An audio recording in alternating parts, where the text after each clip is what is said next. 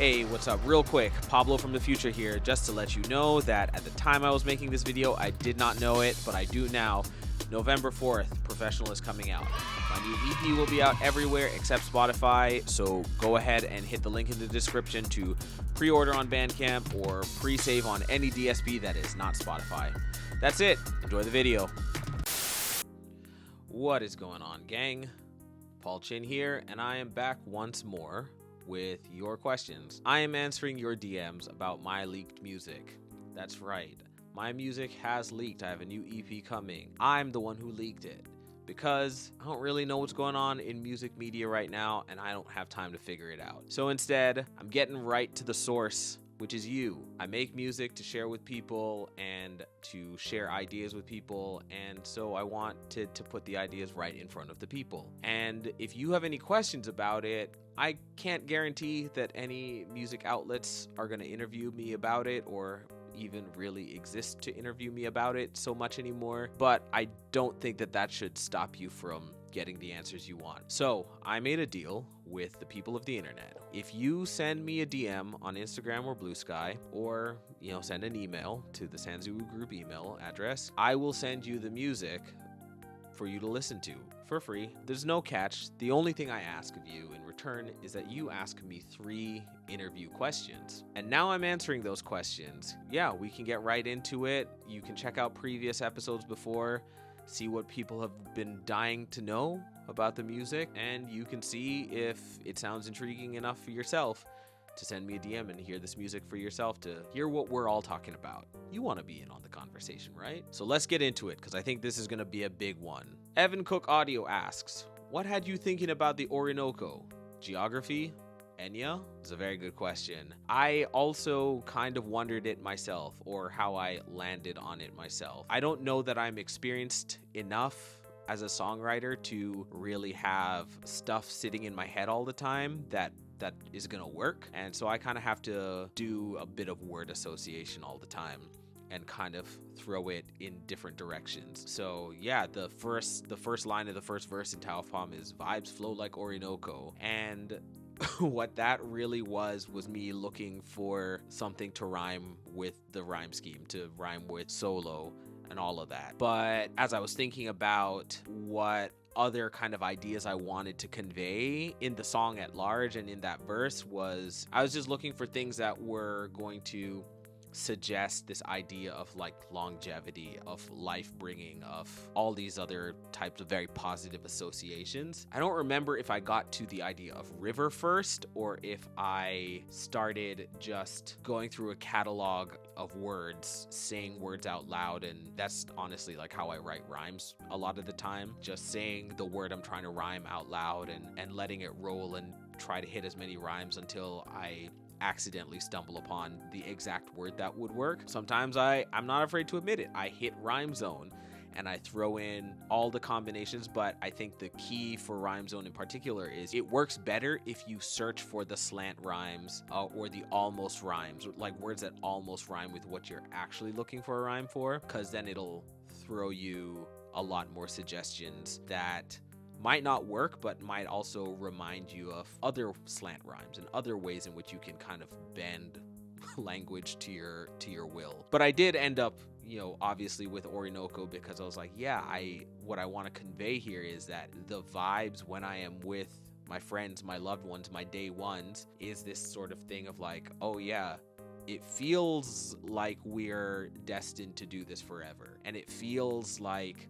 when we're together, it is life-bringing, it is life-giving, it is energizing, it is nourishing in this way. So it worked out. We got a question from Drab Crab. Thank you, Drab Crab. I noticed a few dualities on Professional. Open palm versus closed fist. Introspective melodies versus aggressive D&B. The serpent as symbol of healing on the cover versus deceit on Serpentine. What led to your decision to use these dualities on the EP? Honestly, I don't think that I set out to exemplify the dualities of the serpent, but I think it was just always destined to show up that way because of the nature of the material that I was writing. I also don't really know how much this matters, but I was born Year of the Snake. Maybe there's just something about it in me. But yeah, you're right. Those dualities are kind of inescapable. To be perfectly honest, the first place that my mind went was all the deceit, deception, lying, conniving, blah blah blah blah blah. We hate snakes. And I did really in general, like working on this whole project, kind of have to work my way backwards or out of that corner. Because I think that if I had just powered through in the moment when I first started all of the music for this project, I would have just ended up with like 8 diss tracks, and and nobody wants that. And I was smart enough to know, even at the time, I was like, I can't stay here. I can't stay in this space mentally or emotionally in the music. And maybe that's how the other side of the serpent metaphor kind of ended up creeping into the music. Tao of Palm and the Way of the Fist as well being another example of like this duality. That was a moment of the project in particular, those 2 songs, where I knew from the onset that I wanted there to be this duality. And I spoke about that in a previous episode. But yeah, I knew that in order for there to be a more interesting story inside of this project, it couldn't just be, I'm so mad, I'm so upset, I'm so hurt, and I have all these ops now, right? Like that's just not that fun. That's just not that interesting. That's also just, for my own life as a person who's like living this and feeling all of these things, that's just not gonna make me a better or healthier person. I've always known, as I've been working on this whole project, I need to figure out and tell not just the stories of like the hurt that I'm experiencing, the frustration, but also like, how do I get over or get past or get through this? I don't think that there was ever as intentional an endeavor to portray the duality of the serpent specifically, but if there was one to be found in there, it was gonna come out somehow. Following up on the serpent talk, we got another one from Maya. Thank you, Maya. Thinking about the image of the snake on Serpentine and in the album art, I recently read an anthology of primary sources from various historical cultural traditions about dragons, with the snake or basilisk as an associated exchangeable trope. The snake has been a symbol of deception and manipulation across the world, but also of evolution, transformation, circularity, and healing. The shedding and regrowth of skin, the Ouroboros, Hermes, Caduceus, that has become a symbol of healthcare. I'd be curious about your use of that symbol in the context of the complexities of intimate relationships, such as friendships and their disintegration or solidity, and what they show us about ourselves. Banger. The species of humanity is so much older than myself, and I don't think we always do a great job. I think we are constantly learning the same lessons over and over and over because we hate to learn from our mistakes in a lot of ways. But at the same time, it is also kind of validating when you feel a thing or you see a thing or you even notice a thing, and then you find out, maybe immediately or later on, yeah, other people are onto the same thing too, right? Like other people have been feeling and noticing the same thing for a long time as well. Yeah, as I set out on this project and was thinking about the serpent and all of that, I knew that the imagery of like a serpent was obviously going to conjure a lot of deception, deceit. That's, he thinks that person's a snake. But one of the other aspects of that really spoke to me, or that I really wanted to put into the song, specifically in Serpentine, was also this idea of knowing yourself. The question, who exactly got you moving so serpentine? Sure, that's obviously a reference to, this person's moving very deceitfully or very, I don't know, I can't trust them the way that they're moving. But there's a functional reason why one might move that way, right?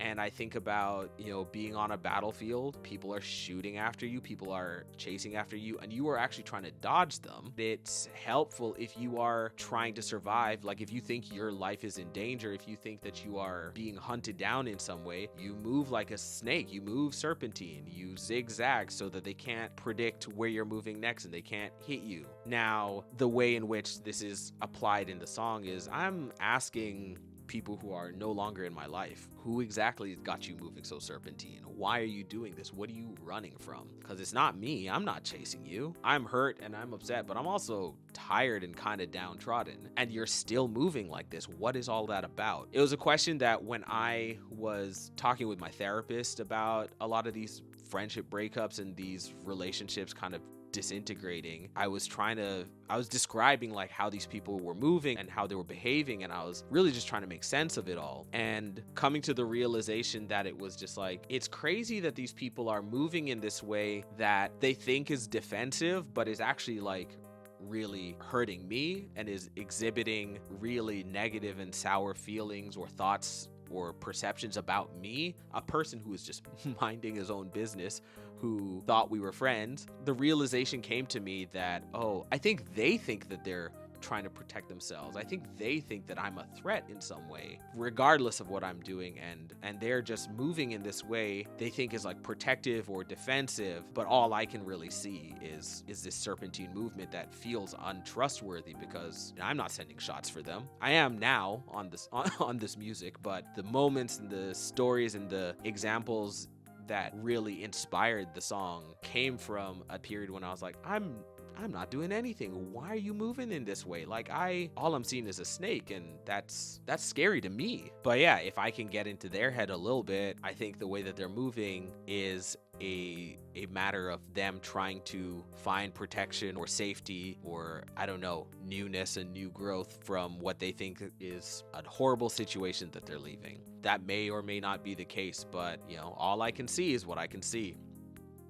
Okay, well, thank you so much for watching, and thank you so much for all your questions. As always, please follow me on Bandcamp, on Instagram, on Blue Sky. Send me a DM if you want to hear the music. I feel like I dropped some real insightful gems today. I feel like I generated a little more intrigue for the project, and you probably want to hear it now if you haven't, right? So send me a DM, I'll send you the music. You just gotta ask me 3 questions. That's it. Like and subscribe. Please share with your friends. Let them know what I got going on. I'm out here on the other side of all of this friendship trauma. If you have gone through a friendship breakup that has been severely confusing to you, if you know people who've gone through this, I got music coming that they might want to hear. Let them know. Thank you so much, and we'll talk again soon.